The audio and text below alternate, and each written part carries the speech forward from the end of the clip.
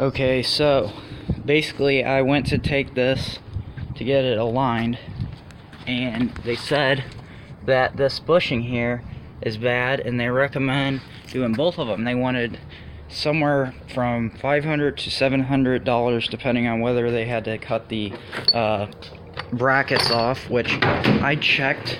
I'll show you in a minute, but I checked the right side, which is the worst one, and it just has a little bit of metal taken out of the top, which I'm sure is not going to really affect it that much, knowing that the part that would touch it is just this part right here, the smaller diameter part, and it's pretty hard stuff, so I don't think it's going to affect it.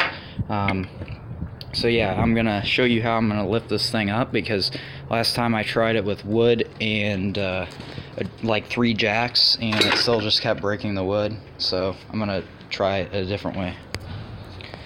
So in an effort to make this a little bit safer, since I do have to pull on the front I-beams to get the radius arm out of the socket, I'm going to be using this Pittsburgh Harbor Freight jack and engine hoist, and it's gonna work out great.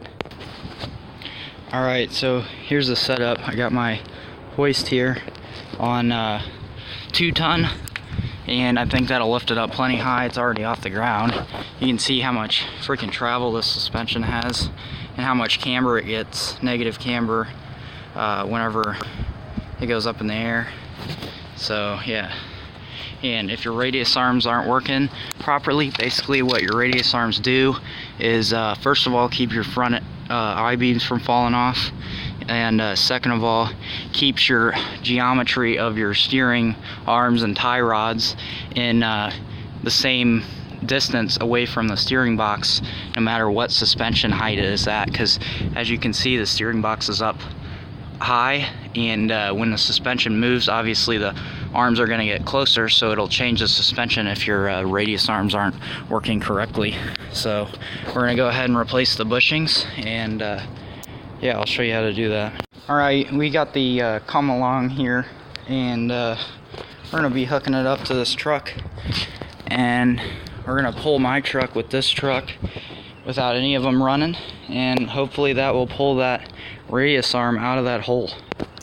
Okay, we got the hitch receiver in, and we're gonna hook this chain up to it that I've been looking for about 3 hours, and then we're gonna hook the come along up to the chain, because obviously that hook can't even fit in the safety chain hole. So yeah.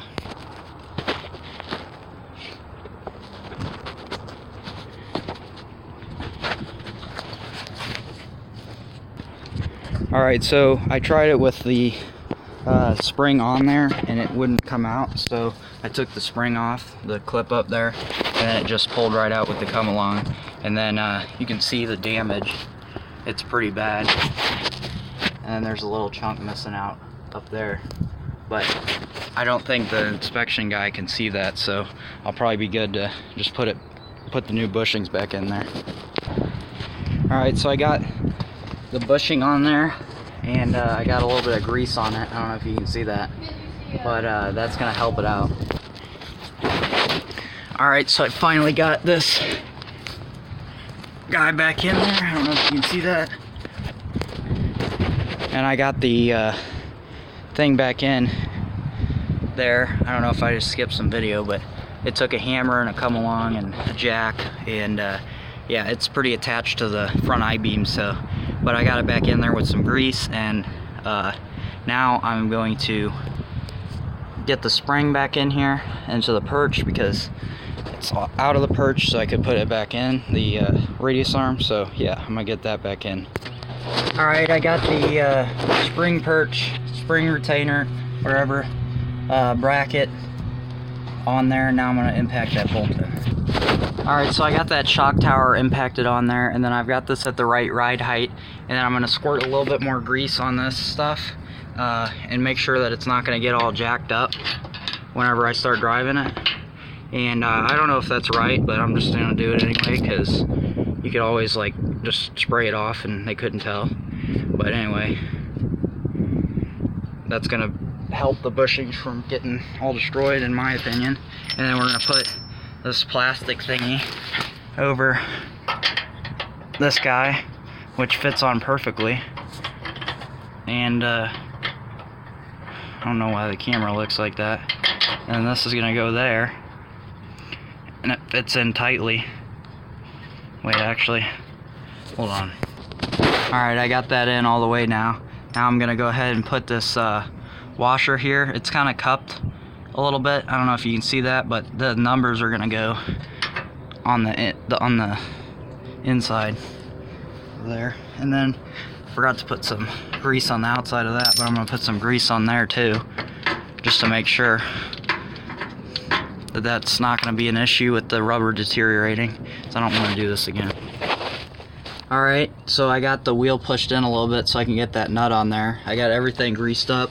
The nut was a little bit hard to get on there at first because the pressure of the radius arm hitting the side of that hole actually put a long scratch along the threads of the radius arm. So yeah, but I got it on there now and I'm going to impact it on. Alright, so I got that all torqued down on there, and I'm just going to repeat the same process for the other side except another day.